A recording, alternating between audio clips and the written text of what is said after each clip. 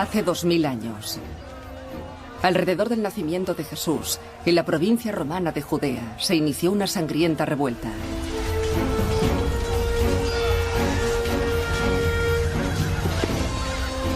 Los judíos luchaban por su libertad. Algunos rebeldes eran aclamados como reyes guerreros o mesías. Prometían nuevos tiempos de justicia.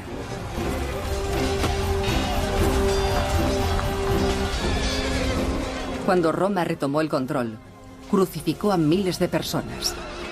La mayoría fueron olvidados, pero sus esperanzas no morirían. Durante cientos de años, la comunidad judía ha anhelado un mundo justo, un mundo aquí abajo, no en el cielo, sino en la tierra. Un mundo justo y ecuánime dirigido por Dios, como si Dios se sentara en el trono de César. Eso no era así, la situación empeoraba y así fueron construyendo el deseo apocalíptico de que Dios vencería algún día. Imaginen eso como el grito del apocalipsis, Dios vencería algún día. Ese era el grito por el que Jesús moriría 30 años después. Y ese era el sueño que mantendría viva su memoria. Porque a diferencia de sus antecesores, Jesús no cayó en el olvido gracias a un pequeño grupo de judíos que se reunieron en torno a la convicción de que Jesús era el auténtico Mesías, que finalmente traería el reino de Dios a la tierra. Su historia es prácticamente tan destacable como la propia vida de Jesús. Contra todo pronóstico, frente a la hostilidad, el peligro y la disidencia, estas personas lucharon por sacar su nombre de la oscuridad y propagarlo por el Imperio Romano. Eran Bernabé y Priscila, Jaime, Tito, Esteban y los más conocidos de todos, Pedro y Pablo. El cristianismo, la piedra y el río.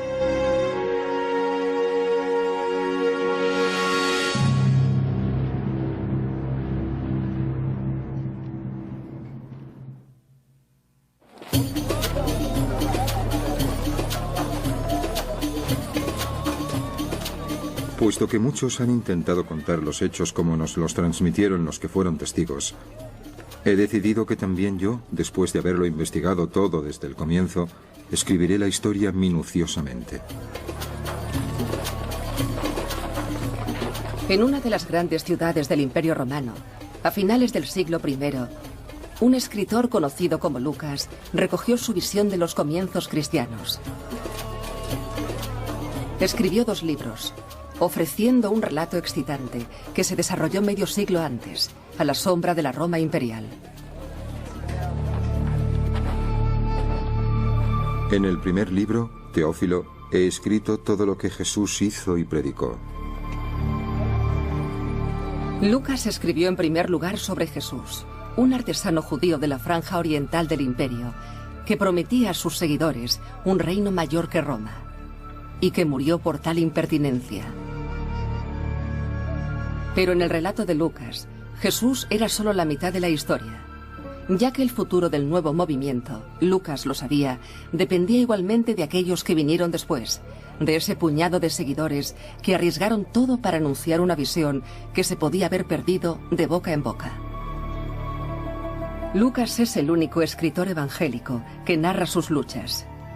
Es una inestimable fuente sobre los hombres y las mujeres que consagraron sus vidas a Jesús. Sin embargo, advierten los eruditos, la historia de Lucas se debe leer con atención. Lucas tiene una nota al comienzo que dice: escribo esto porque he realizado una detallada observación de los hechos y quiero contaros la historia verdadera. Dijo, hay muchos que quieren contarme la historia, pero yo quiero contaros la historia verdadera. Así que ya sabemos, incluso si no disponemos de otras pruebas, sabemos que hay otras versiones por ahí. La gente ha contado otras historias. Probablemente han dado otras interpretaciones a las cosas. Él va a dar su interpretación de los hechos. Esto es lo que dice. Y eso debe influirnos en cómo leamos su obra. Leer entre las líneas de Lucas es solo un reto en la reconstrucción de estos años cruciales. Era una época combativa. Las fuentes eran escasas. La mayoría, como la de Lucas, se escribieron posteriormente. Y mientras que las líneas de los hechos son visibles, las verdades son más difíciles de distinguir. Es como mirar a un campo de fútbol con barro el día después del partido y mirar las marcas en la tierra e intentar imaginar qué secuencia de jugadas han ocurrido en el partido. Es muy difícil y debemos emplear mucho tiempo en especular.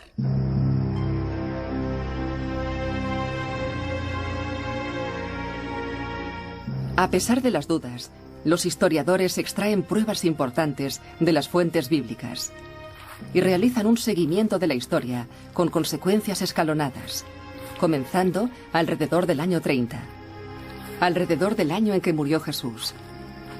Y como Lucas cuenta, un hombre y algunas mujeres leales comenzaron el proceso de enterramiento y el duelo. Había un hombre justo y bueno llamado José, que estaba esperando el reino de Dios. Se acercó a Pilatos y le pidió el cuerpo de Jesús. Tras bajar el cuerpo, lo envolvió en una sábana y lo colocó en un sepulcro tallado en la roca en el que nadie había yacido antes. Las mujeres de Galilea prepararon los aromas y los ungüentos. Lucas dice que este puñado de seguidores se comportaron respetuosamente. Pero algunos de los amigos más cercanos de Jesús estaban visiblemente ausentes. Leví, el recaudador de impuestos, no está presente. Tampoco Jaime, el hijo de Zebedeo, ni su hermano Juan, ni ningún otro de los apóstoles conocidos. Aunque lo más chocante de todo es la ausencia de Simón Pedro.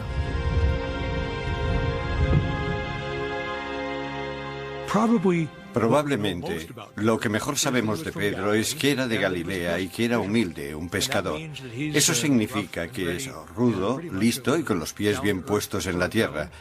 Habla con un acento raro al ser de las afueras y debe haber resultado un pueblerino en Jerusalén. Debía estar sorprendido y con miedo. Entonces me imagino que Pedro estaría bastante asustado cuando arrestaron a Jesús. A menudo se llama a Pedro el líder de los apóstoles. Según algunas versiones, fue él quien llamó por primera vez Mesías o Rey a Jesús. Solía hacer de portavoz del grupo y a menudo era atrevido, si no temerario. Pero en las horas siguientes a la crucifixión, Pedro y sus compañeros se perdieron de vista, probablemente destrozados por la derrota del líder. En el siglo I todo el mundo sabía que un Mesías crucificado era un Mesías derrotado. Y admitámoslo, había muchos revolucionarios judíos aspirantes a Mesías, personajes proféticos en ese periodo. Y casi todos ellos morían de forma violenta. Y cuando eso ocurre te enfrentas a una posibilidad. Si eres alguien como Pedro, es decir, una especie de mano derecha en ese movimiento, es posible que acabe siendo otro líder, que seas un nuevo Mesías, un profeta al que seguir. Algunas veces vemos que la gente lo hace. O también puedes abandonar y regresar a casa muy agradecido por haber escapado con vida, porque generalmente cuando ellos van detrás de una persona, también van detrás de sus seguidores más próximos.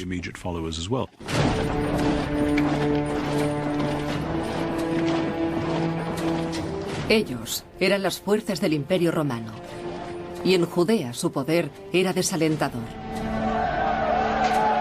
Roma había conquistado la zona hacía casi un siglo, y aunque solía confiar en los sumisos gobernantes locales para mantener el orden, las tropas romanas siempre estaban preparadas para intervenir. Especialmente durante las festividades en que los peregrinos judíos inundaban la ciudad. A los primeros signos de conflicto se aplicaban duras represalias. Pedro y el resto acababan de recibir una lección brutal. El destino de Jesús planeaba sobre todos ellos. La crucifixión era una práctica romana habitual. 2000 por aquí, otros 500 por allí. Y Roma no era excesivamente discriminatoria sobre a quién crucificaba. Fueras un rebelde, fueras un ladrón, si estimaban que eras un peligro para el Estado. Roma no tenía remordimientos para matarte. De hecho, Roma consideraba la crucifixión como una forma de publicidad. No hagáis lo que hizo la persona que está en la cruz o acabaréis en iguales circunstancias. Para mí, lo más asombroso sobre las historias de la crucifixión era que las mujeres se quedaran, porque sabemos por fuentes romanas que también podrían haber sido crucificadas.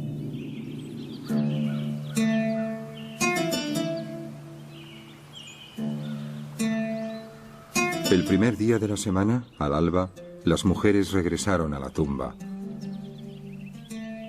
Encontraron que el sepulcro estaba abierto. El relato evangélico más antiguo afirma que 3 mujeres volvieron a la cueva unos días después del entierro de Jesús. Los relatos de lo que presenciaron se han transmitido durante 2 milenios. Decían que la tumba estaba abierta. El cuerpo de Jesús desapareció. Y un ángel dijo a las mujeres que buscaran a Jesús en Galilea, en el campo donde nació Pedro, donde se encontró por primera vez con Jesús solo unos años antes.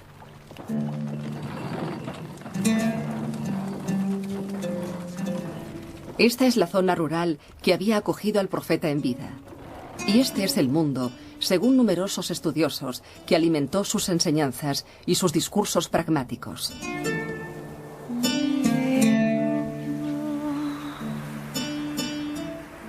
El reino de Dios es como una semilla de mostaza, la semilla más pequeña. Pero cuando cae en tierra labrada, crea una gran planta y se convierte en refugio para los pájaros del cielo. Parece que un solo movimiento de Jesús enraizó y creció en Galilea, casi inmediatamente después de la crucifixión.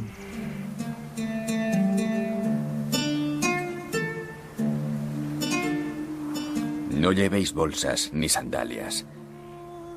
En la casa donde entréis, comed lo que haya a la mesa. Sanad a los enfermos y decidles, el reino de Dios ha venido a vosotros.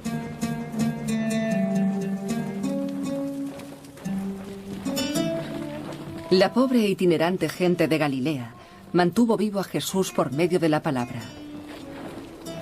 Repitieron su mensaje de compasión y cura de sus vidas marginales. Y transmitieron sus palabras a gente que nunca las había oído del propio Jesús.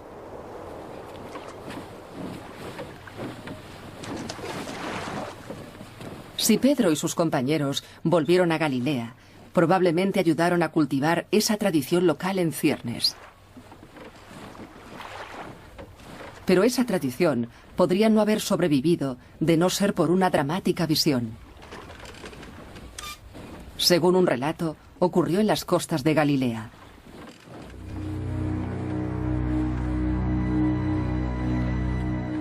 Allí estaban Simón Pedro, Tomás, Natanael, los hijos de Zebedeo y otros 2 discípulos de Jesús.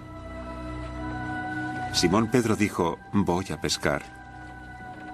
Y ellos respondieron, iremos contigo. Pero esa noche no pescaron nada. Justo al amanecer, Jesús apareció en la orilla. Pero los discípulos no se dieron cuenta de que era él.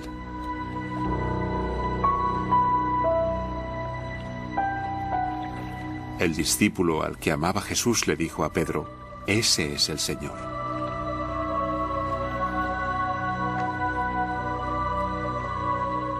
Ese es un importante momento de esperanza.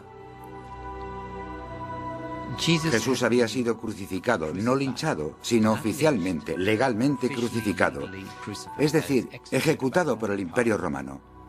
Podría parecer que si Dios había permitido que crucificaran a Jesús, que entonces quizás Dios estuviese en el lado de Roma, quizás Dios estaba de acuerdo con este juicio para Jesús. Pero haber presenciado al Jesús resucitado significa indudablemente que Dios está todavía con Jesús y que, por lo tanto, Dios y Roma están enfrentados.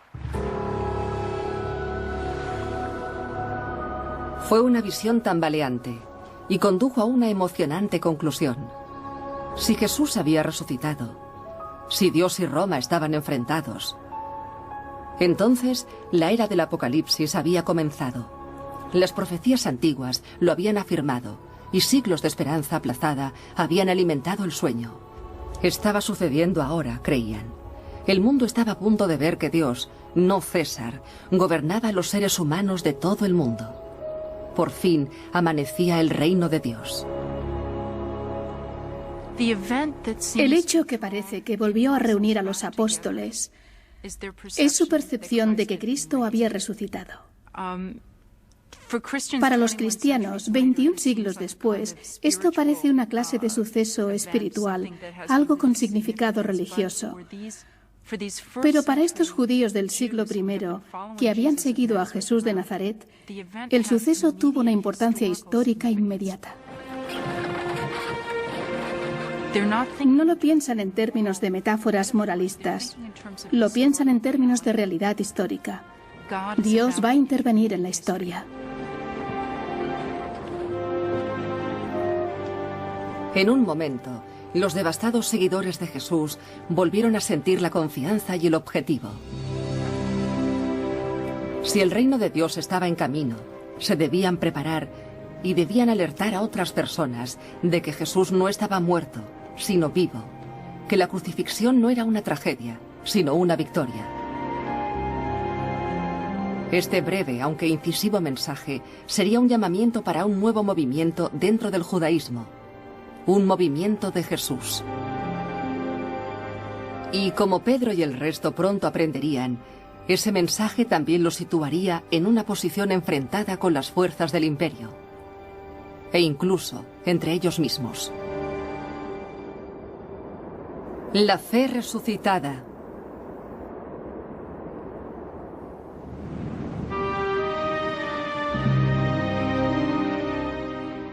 Jerusalén estaba fortificada con 3 murallas. Las torres se alzaban de las murallas 10 metros de alto y otros tanto de ancho. El templo sagrado estaba situado en el centro. Para los forasteros que se acercaban en la distancia, parecía una montaña cubierta de nieve. Lo que no era dorado, era blanco deslumbrante.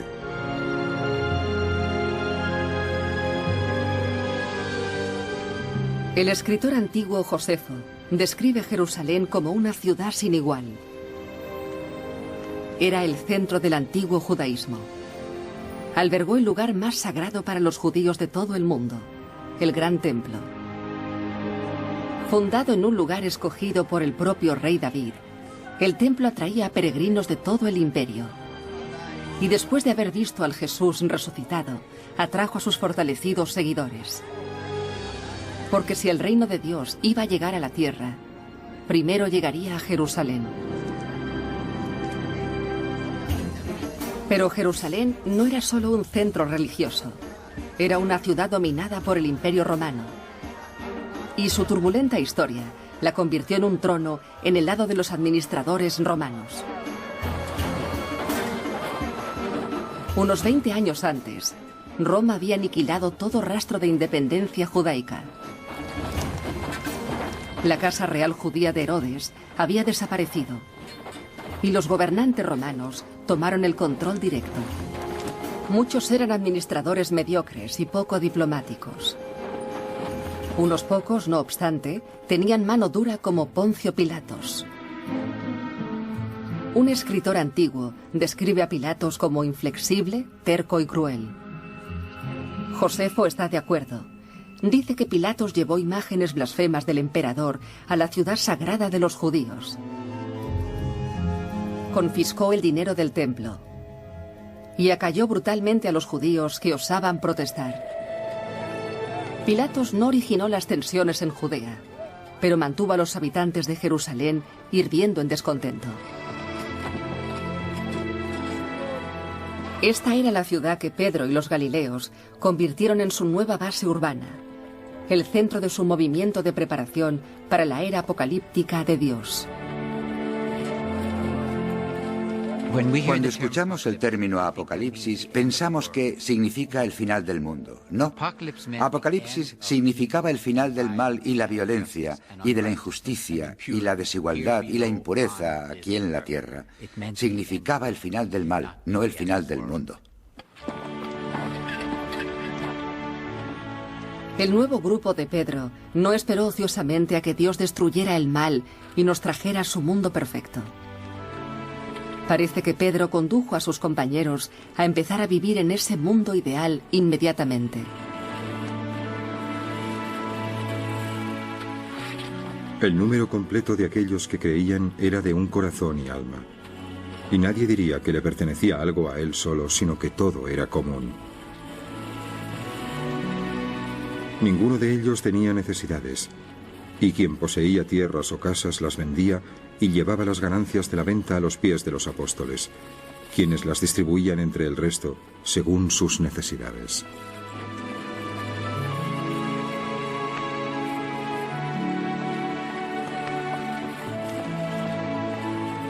Como Lucas cuenta, Pedro construyó una sociedad modelo dentro del extraño y nuevo enclave de la ciudad. Creó un sistema de vida comunal, bienes compartidos, ayuda mutua. Este estilo de vida radical no era exclusivo en el siglo I, pero era un indicio más de que Pedro y sus compañeros esperaban presenciar las profecías antiguas durante su vida.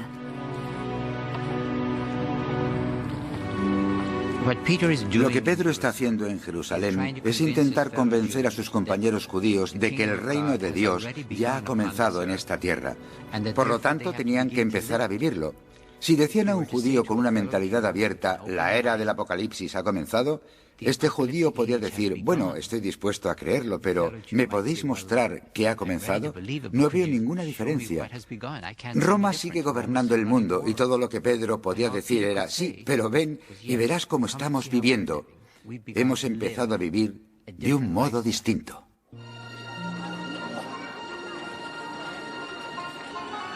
Su modo de vida podría haber impresionado a los judíos pobres de Jerusalén. Pero los conversos no eran una prioridad para Pedro en un primer momento. De hecho, no ofrecían nada a lo que convertirse, por lo que Pedro y sus seguidores continuaron con el judaísmo. Conservaron las leyes alimentarias judías y honraban las festividades judías como la Pascua judía y algunos días después, la fiesta de Pentecostés. De hecho, el grupo de Jerusalén de Pedro podría haber pasado desapercibido de no ser por un extraño suceso acontecido durante el primer Pentecostés tras la muerte de Jesús.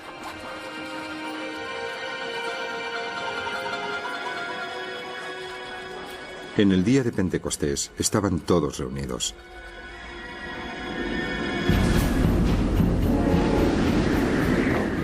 De repente del cielo se escuchó un sonido como un fuerte viento. El viento inundó toda la casa en la que se encontraban.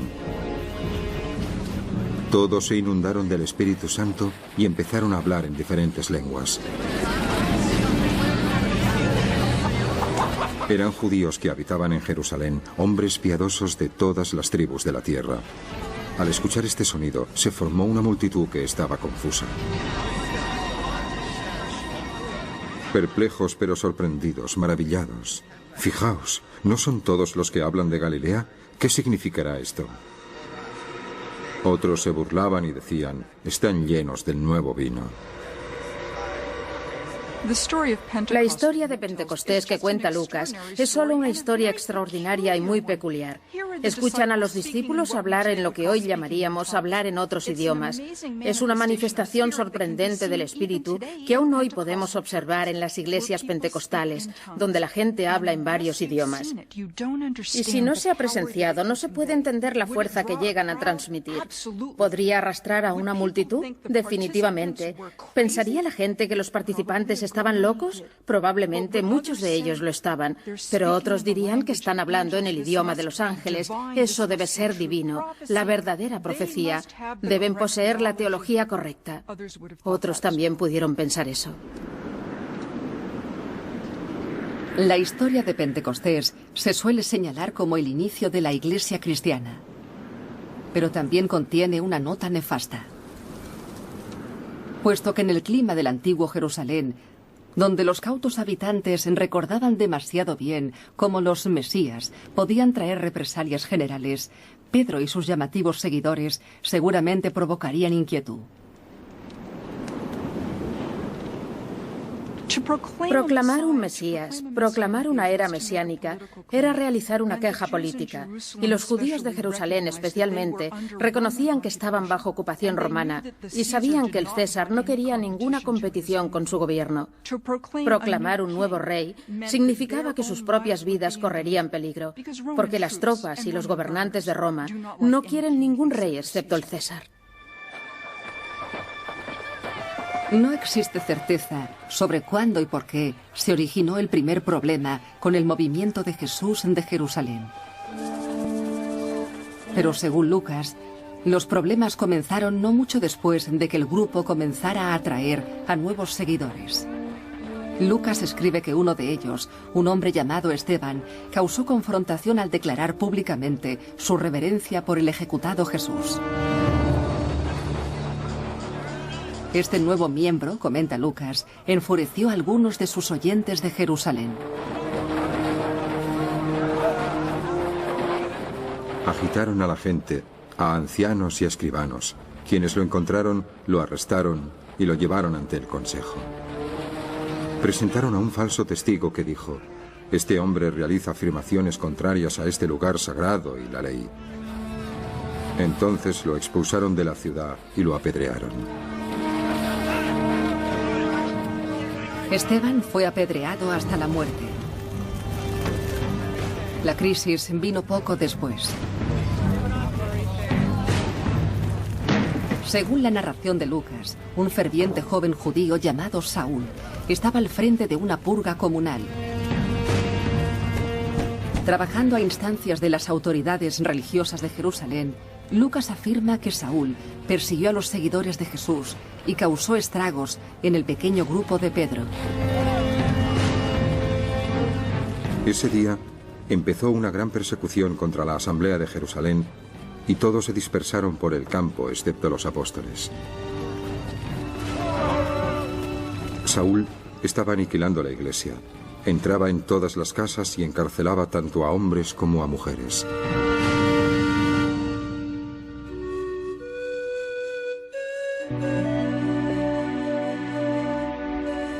Según Lucas, Pedro continuó en Jerusalén con solo unos pocos seguidores de Jesús.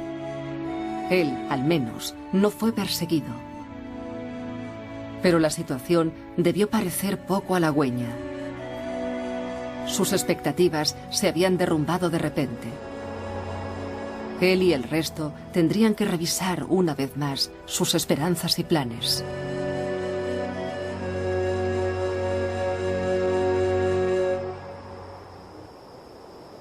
La fe dispersa.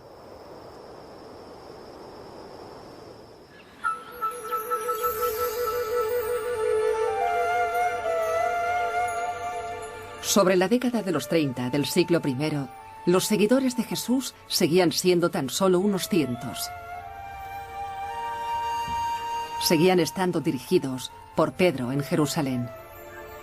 Pero el hombre que había guiado su grupo desde el campo hasta la capital ahora contemplaba que el movimiento entraba en una fase completamente nueva. Solo unos años después de la muerte de Jesús, sus seguidores, a menudo llamados el Camino, se expandieron como semillas por el Imperio Romano. Estaban empujados por una apremiante necesidad de divulgar la futura llegada de Dios. Y estaban oprimidos, como dice Lucas, por enemigos en su propio hogar. Saúl, todavía exhalando amenazas y muerte contra los discípulos del Señor, se dirigió al alto sacerdote y le pidió cartas para las sinagogas de Damasco, para que en el caso de encontrar a miembros del camino, poder traerlos de vuelta a Jerusalén encadenados.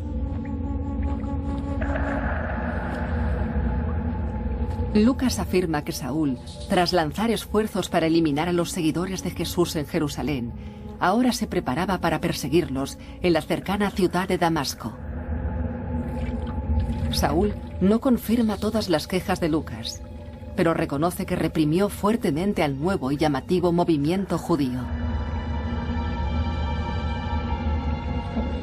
Perseguía con ímpetu la Asamblea de Dios y la estaba aniquilando. Estaba promoviendo el judaísmo entre mis compañeros, puesto que era mucho más celoso de las tradiciones de nuestros antepasados.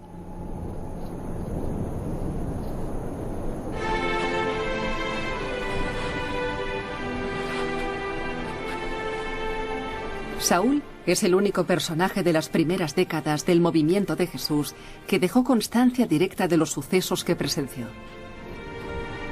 Era un joven judío grecoparlante, de fuera de Judea. Era un fariseo, notablemente comprometido con la ley judía. Pero por algún motivo, en algún lugar, su vida dio un giro inesperado. Lucas pone estas palabras en boca de Saúl. Sobre el mediodía, una luz brillante del cielo me rodeó de repente.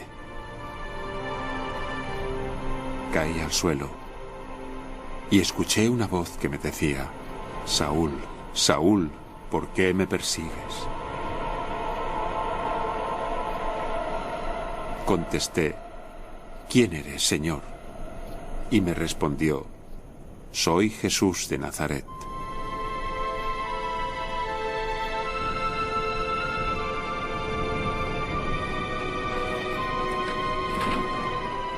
Creo que la conversión de Saúl de Tarso, a quienes conocemos como Pablo el apóstol, tuvo que ser uno de los puntos de inflexión de la historia, de la cultura occidental y de todo lo demás.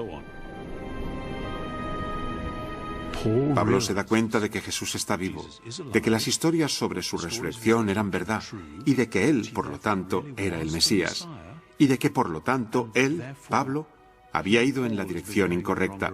Tenía que darse la vuelta y seguir a este Mesías.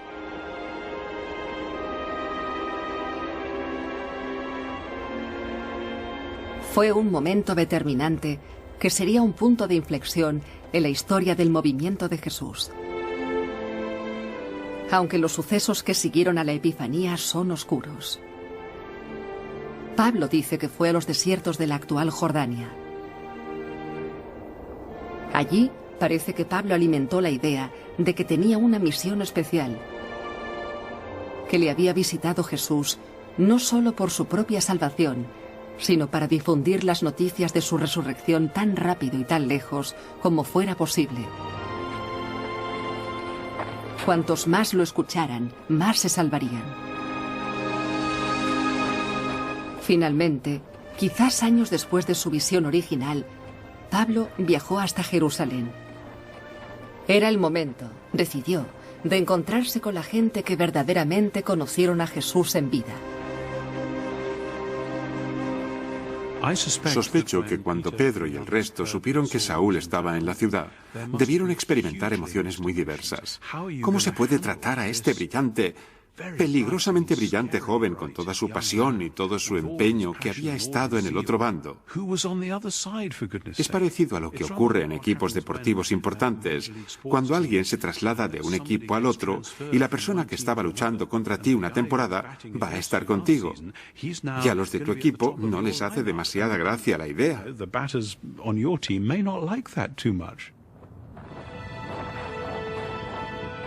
Cuando llegó a Jerusalén, intentó unirse a los discípulos, pero todos le temían. No se creían que fuese un discípulo. Ni Lucas ni Pablo cuentan lo que sucedió en ese primer encuentro.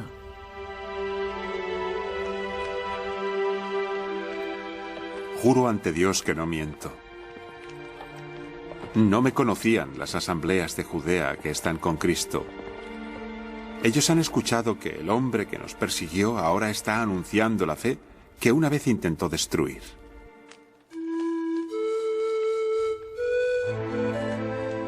Tan solo podemos imaginar la agitación que causó Pablo.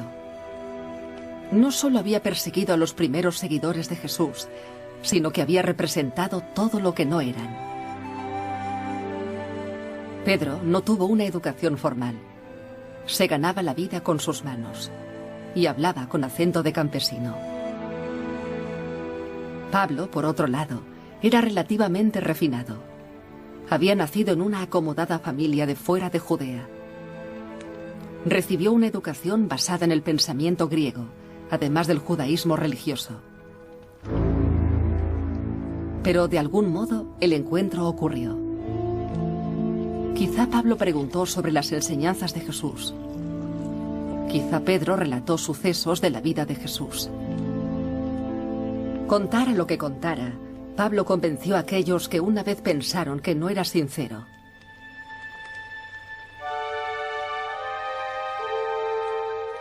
Estuvo 2 semanas con Pedro.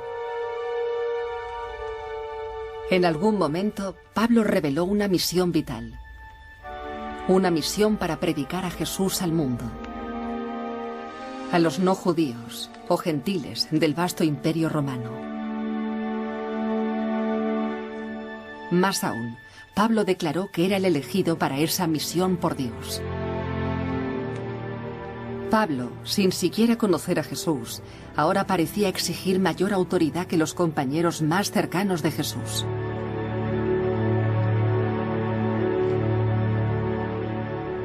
Pablo se consideraba involucrado en un proyecto por el que cambiaría toda la historia.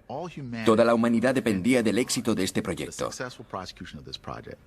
Por lo que cualquier persona que tenga una visión tan grande tiene que ser muy valiente, tener arrojo, asumir riesgos, causar enfados. ¿Por qué? Porque es muy importante. Toda la humanidad iba a ser redimida por este trabajo que él y esa otra gente estaban realizando.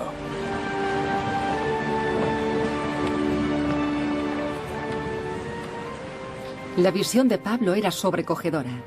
La tarea que se propuso inmensa. Los obstáculos desalentadores.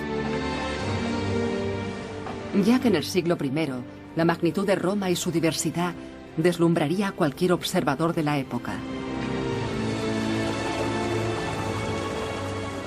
El imperio y la autoridad de Roma han ocupado todo el mundo. Y el imperio se extiende más allá de los caminos del sol y de los límites del océano. En esta esfera mundial, en provincias y ciudades, cada comunidad practica sus propios ritos sagrados y adora a los dioses locales.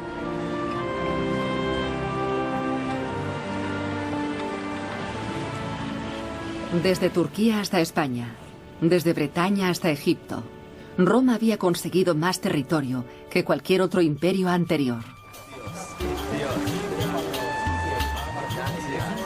Los centros neurálgicos del Imperio Romano eran sus ciudades mediterráneas: Corinto, Atenas, Éfeso, entre otras. Estas ciudades habían acogido antes un imperio griego y conservaban la cultura helena. Ahora estaban gobernadas por Roma y bajo el manto de las leyes y la religión romana. Este entramado de clases urbanas creó un entorno muy especial para el movimiento judío de Jesús. Había comunidades judías, grandes comunidades judías en Antioquía, Alejandría, Éfeso. Estas comunidades judías eran poco habituales en el Imperio Romano. No solo eran religiosas, no solo era una religión, sino grupos étnicos, y los romanos les habían concedido cierto grado de autogobierno en sus comunidades. Eso puso celosos a algunos gentiles. Los celos pudieron causar relaciones delicadas en estas comunidades mixtas. La violencia antijudía siempre era posible.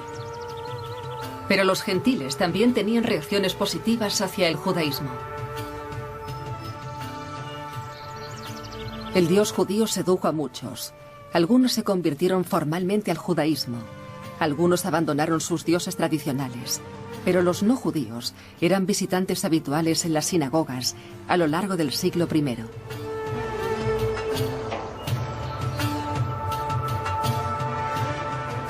Este es el mundo en el que Pablo había nacido.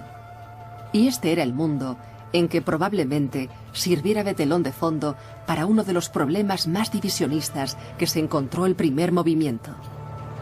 Pablo, ansioso por llevar a los gentiles hasta Jesús, sería el elemento catalizador. La fe fragmentada.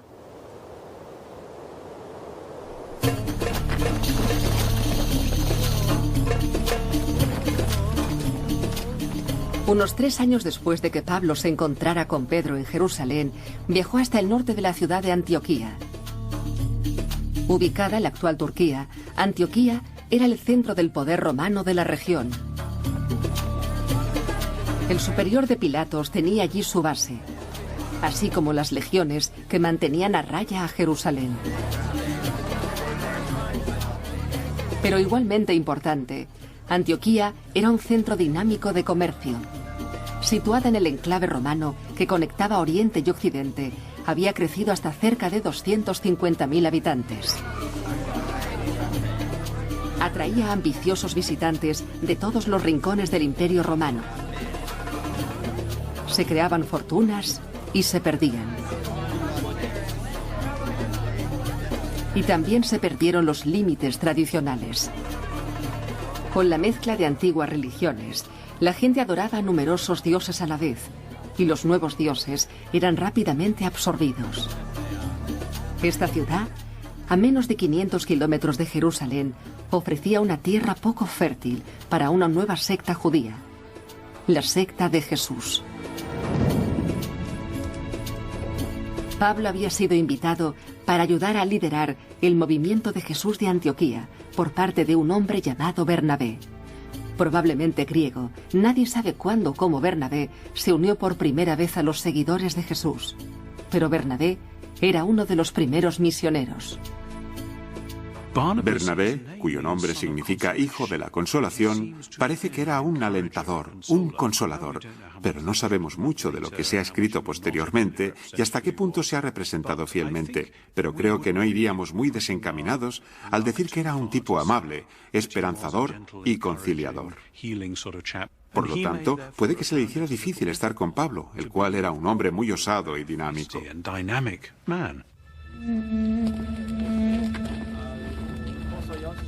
Bernabé y Pablo predicaron principalmente en sinagogas. Allí, incluso los gentiles del público tenían conocimiento de las profecías antiguas de la llegada de un Mesías judío. Pablo y Bernabé hicieron de esto su punto de inicio. Pero el Mesías no iba a venir un día, anunciaban, iba a venir ahora. Y cuando llegara, el reino del César tendría los días contados. Solo se salvarían aquellos con fe. Entonces, este es el fin. Cuando entregue el reino a Dios Padre, cuando haya abolido a todos los gobernantes y a toda la autoridad y poder. Este era el mensaje básico. Pero Pablo y Bernabé dieron otro arriesgado paso. Los dos misioneros afirman que para salvarse, los conversos gentiles debían abandonar a los dioses de Grecia y Roma. Debían honrar al Dios judío únicamente.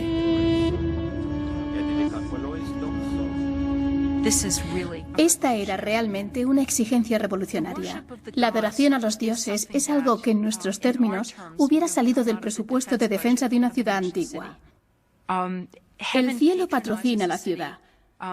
Los dioses se aseguran de que no haya terremotos ni inundaciones, de que no haya plagas. Todos esos conceptos que la piedad tradicional, que los gentiles, los paganos de la ciudad, consideraban necesarios para el bienestar de la ciudadanía.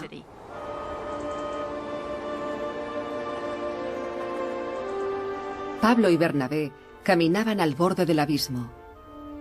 Se arriesgaron a ofender a la amplia mayoría de las gentes que le rodeaban y que adoraban a varios dioses. Pero en Antioquía, al menos, parece que encontraron escasa resistencia. Reclutaron con éxito tanto a judíos como a gentiles. Y los convertidos se incorporaron a una floreciente comunidad de Jesús. Un grupo tan distintivo que se convertiría en el primero denominado cristiano.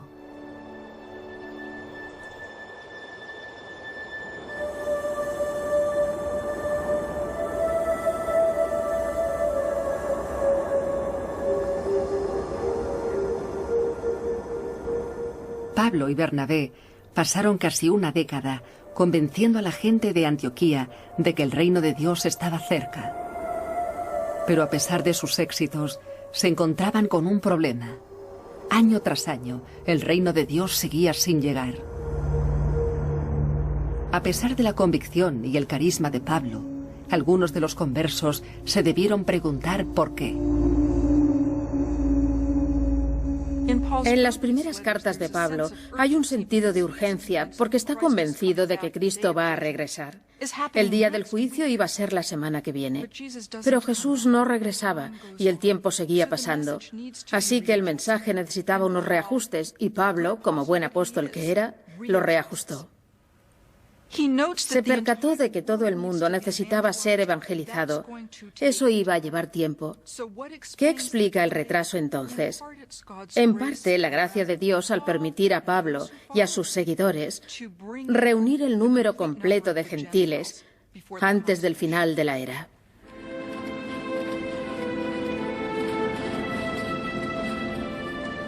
Al parecer, Pablo llegó a la conclusión de que el reino de Dios no llegaría hasta que se convirtieran más gentiles.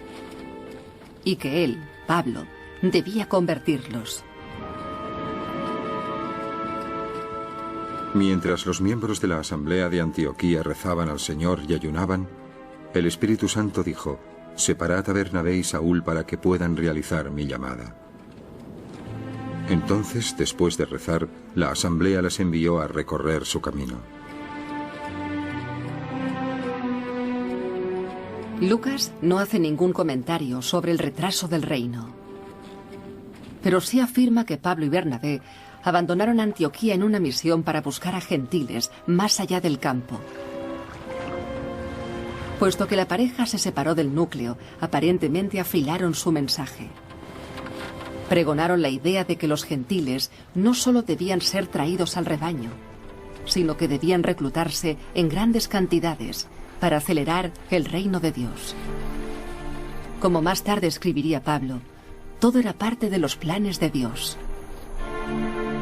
No deseo que malinterpretéis este misterio, hermanos. Israel seguirá subyugada hasta que venga con nosotros el número completo de gentiles.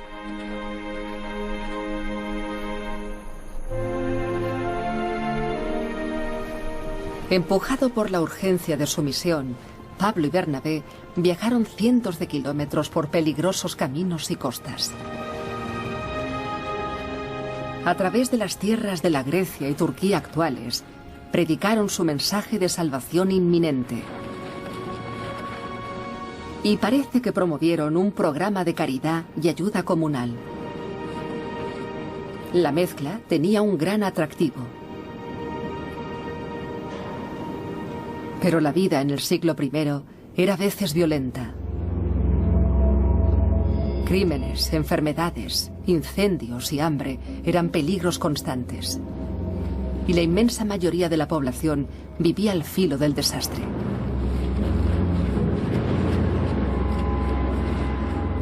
Para nosotros es difícil imaginar las condiciones en las que vivía la gran mayoría de los habitantes del Imperio Romano.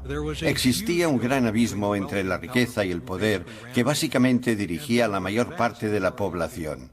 Incluso los que trabajaban como artesanos, con sus oficios, seguían siendo pobres según nuestros estándares y entonces suponían un gran porcentaje de la población. Eran simplemente indigentes y apenas podían subsistir.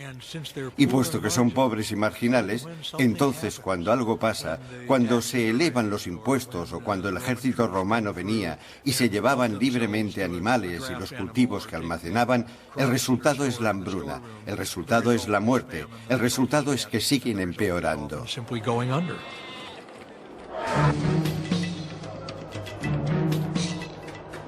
Una vez que un viajero vino a la ciudad de Aspendo, vio a gente comiendo pienso de los animales que se vendían en el mercado y todo lo que encontraban. Porque los magistrados habían robado todo el grano para venderlo. Como respuesta, una multitud de todas las edades atacó al jefe de los magistrados y le prendieron fuego aunque estaba agarrado a estatuas del emperador.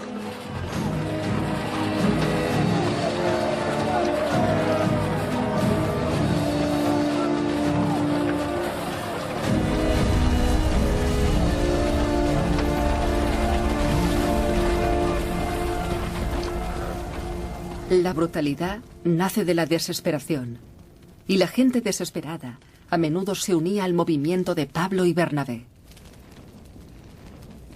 Pero los dos misioneros encontraron hostilidades dirigidas hacia ellos también, puesto que en estos tiempos volátiles la ira afloraba fácilmente. Fueron a una ciudad en Pisidia. Entraron en una sinagoga durante el sábado y se sentaron. Tras leer la ley, el líder de la sinagoga les envió un mensaje que decía: hermanos, si tenéis un mensaje de ánimo para la gente, decidlo. Pablo se levantó, hizo un gesto con la mano y comenzó a hablar. Pablo continuó proclamando su mensaje misionero. Probablemente invitaba a los gentiles a entrar en el grupo, y parecía que sus palabras inspiraban interés.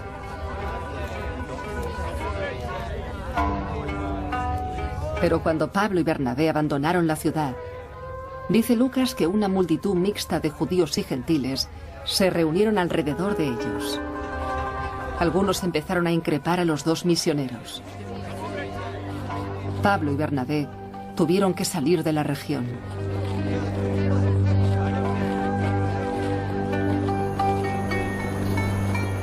Lo mismo ocurrió en Iconio. Pablo y Bernabé despertaron interés e ira.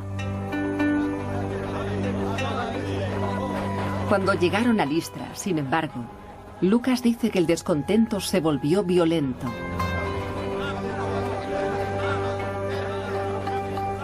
Lucas afirma que muchos judíos estaban furiosos por el enfoque liberal de Pablo sobre los conversos no judíos.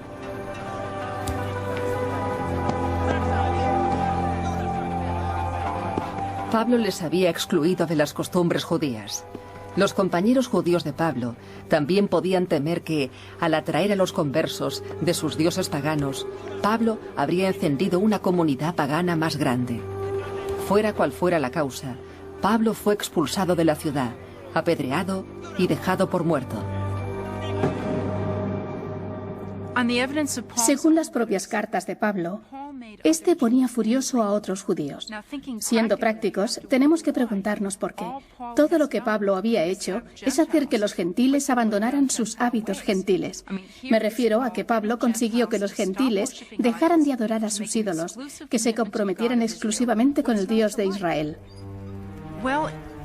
¿Qué puede parecer mal? Bueno, al alejar a estos gentiles de sus prácticas nativas, lo que Pablo hace realmente es poner en peligro la comunidad judía anfitriona. Los gentiles de Pablo van a arrojar a la sinagoga un tipo de luz negativa. Creo que por eso los judíos no soportaban a Pablo. Pablo sobrevivió. Él y Bernabé continuaron reclutando a nuevos creyentes en las aldeas y ciudades de la actual Turquía.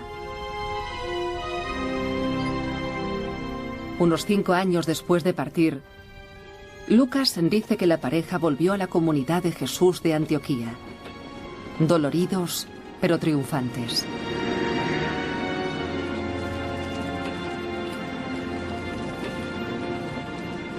El sentimiento de victoria, sin embargo, no duraría mucho. En Antioquía, en la primera de las congregaciones estables de Pablo, los argumentos sobre cómo integrar a los gentiles sumergirían a Pablo en su mayor drama personal